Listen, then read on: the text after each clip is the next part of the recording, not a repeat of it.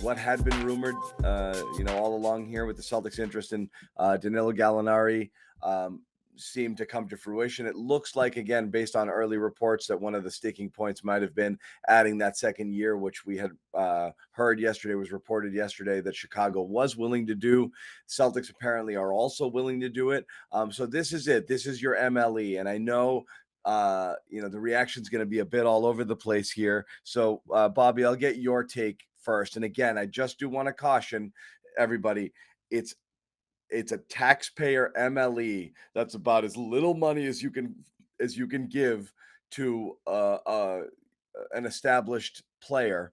And so obviously you're not getting a perfect player. And again, we have to take that with a grain of salt. But is this the imperfect player you wanted? And again, everyone's going to point to either older guy, declining skill set, and certainly potential defensive liability here in the Ime Udoka system. That's a fact. But what's your general take on this being the use of the MLE, given where other players went? And again, I do want to mention Bruce Brown and Otto Porter both went on multi-year MLE deals to So Porter was the today. $6 million too, right? I think so, but I'm not sure. But anyway, what's your initial take here, Bobby? I had seen Porter at the full mid-level exception, and obviously Kyle Anderson got some extra money. I might have that wrong then, Bobby. Yeah. So that's don't quote me there. He might have gotten more. A bunch of guys that looked like got more money than that taxpayer mid-level, as you mentioned there. So Brown is surprising. I thought he was going to get more.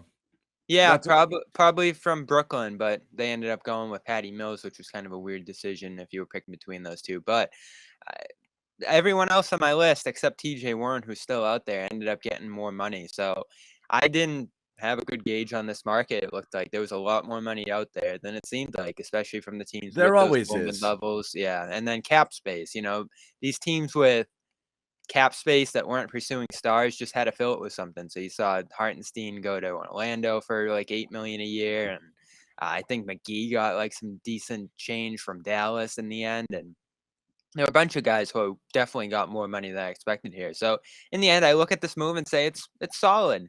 This is a guy that's older, probably going in the wrong direction, but is going to play a little bit more here in Boston, I would assume, than he did in Atlanta last year when he was stuck around all those wings. He was probably the least played of all those wings, if I remember correctly, last year. 25 minutes a game, so not too far below his previous averages there with some of his other teams. But he's always been a guy who scores 10 points just stepping in. You couldn't say that about anyone on the Celtics bench last year. There's definitely a guy that they didn't have 1 year ago. Better than Nesmith, much better than Nesmith, really, when you think about just how reliable his offensive skills are and how unreliable Nesmith's were. So it's an upgrade on that spot. The second year I don't love, but obviously Chicago was in there driving the price up, and this is what I was a little concerned about, is that you were going to have to end up matching that 2-year deal. It doesn't matter. It's only money. It doesn't matter. It's not your money. That's the whole point. So I don't care what they spent, and I don't care that they went to year 2. But what if he's a bad fit? Then it's matching salary in a deal next year when you try to dump him and get off of it. It's not the end of the world. He's got a player option too. So if he plays really well, he might just choose to leave. So again, it's you're not necessarily married to that second year. If you make it through this 1 year, you live with it. And if it's a bad fit, it's a bad fit. It's a risk you have to take. I'll put it this way. I do think we've kind of gotten, needlessly spoiled here with kind of expectations on what you can do. And I know people had sights set on different things, but again, it's, this was the Schroeder money. This was Schroeder that you got last year and you were happy with it. I mean, at this point,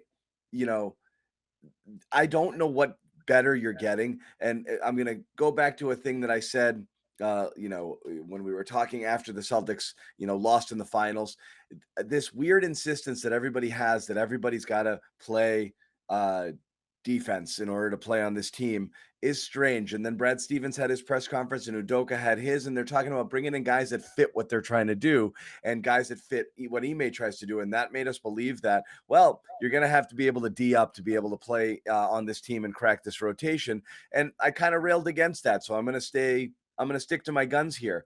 Sometimes you need guys who just do one thing. Gallinari comes in and he's a floor spacer, a stretch big, one that you've never truly had, who is going to line up and shoots all day. That's just what he does. He's a career 38, 39% shooter from three.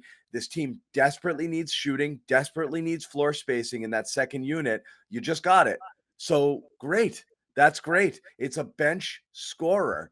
That's what you needed, bench shooting. I'm surprised that there's any blowback to this deal. That's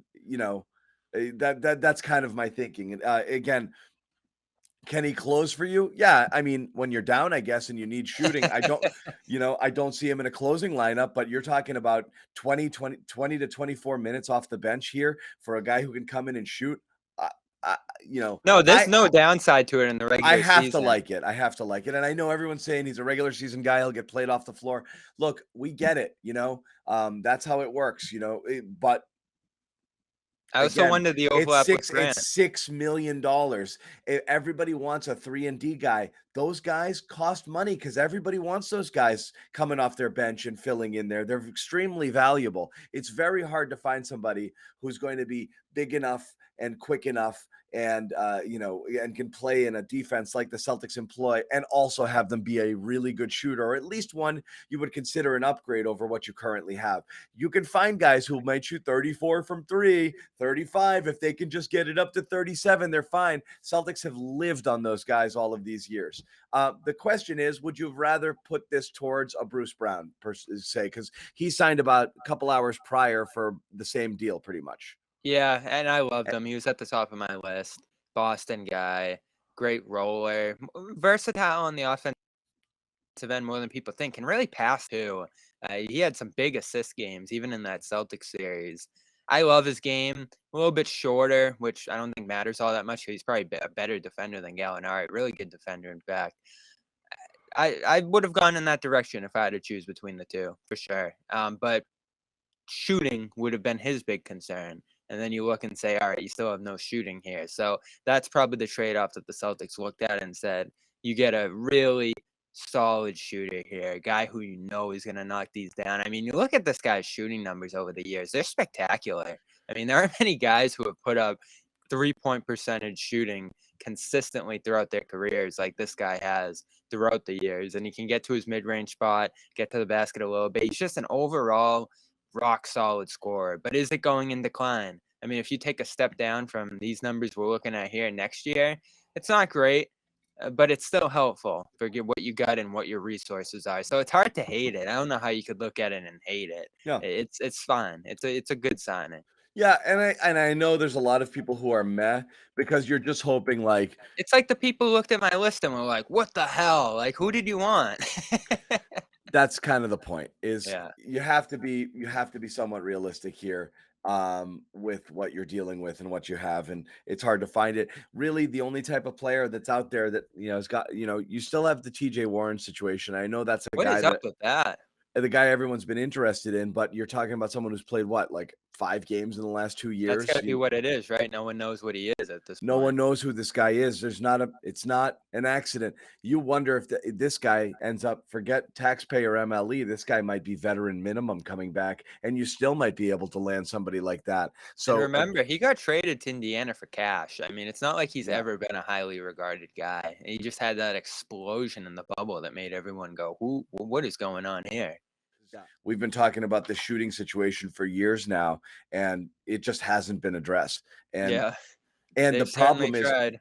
your better players are shooting worse than they have been before because the burden is entirely on them now. So you're not even getting elite shooting from your best shooters in Tatum and Brown, both of whom took a dip in terms of their overall efficiency numbers last year. This opens it up for everybody. The ripple effects of having more shooting out there creates better opportunities for these other guys. Yeah, great. Definitely. Tatum in You particular. can't sag.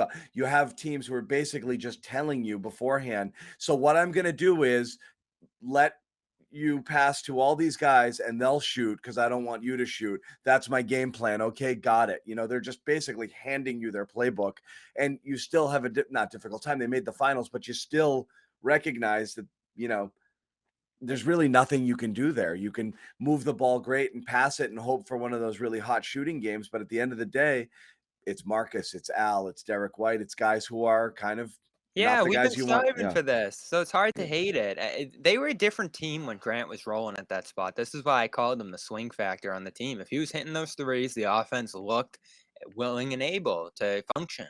Yep. When it wasn't, Tatum was getting trapped up, and I thought that was the biggest reason for some of his struggles, especially late in the playoffs. There is him not having that outlet while Grant was struggling. You have a guy on the weak side that can knock those down again and again, and Tatum's gonna be incredibly effective as a playmaker. He's gonna find those guys on the opposite side once he hits a crowd. I know he gets a lot of crap for his passing and his playmaking, but he's gonna make those plays. It was just, do you have guys on the other side who could hit it? That was a huge problem in 2021. That's why I love the Evan Fournier edition back then, and it worked shooting wise. Just didn't work in other places. So you wonder if this is going to be, although at a much smaller price, a similar situation of a guy who's going to come in and hit a million threes and really solve that problem. But can you have him out there in crunch time? Can you have him out there in the later stages of the playoffs? You're basically asking the same questions there. And again, not a huge salary to play with here. It's not like there were better options necessarily. It's just the reality of who he is as a player, especially at this point in his career. You go back like 3-4 years ago, would have been a golden addition. I mean, he was making 21 million this year before he got cut. Like, there's Yep. a reason this guy was making big money. He could just score at will, but he's a little bit older, and the defense hasn't gotten any better over the years, certainly. So there's Yep. definitely downsides to this. Certain matchups that he's probably not as playable in compared to others, but he's a huge help in an area you really needed help in. And can you start him? Nah, I'm staying double big. I'm rolling with it. That was a great lineup. That's so funny. Bring him off the bench. Now, how do him and Grant kinda intersect there? Can those guys play together? I think they're splitting minutes. I think that's what I meant is I think you're going more single big and using these guys as your fours to be able to stretch and have spacing out there more frequently. Mm. I think that So that you could makes see more Grant sense. maybe starting? I I again I think you're probably right. They'll stay with what's worked and go with that double big lineup. I want to reduce Horford's minutes. I like lineups that have more shooting out there. I would prefer, to have, I would prefer to split Rob and Horford and then probably split Grant and Gallinari.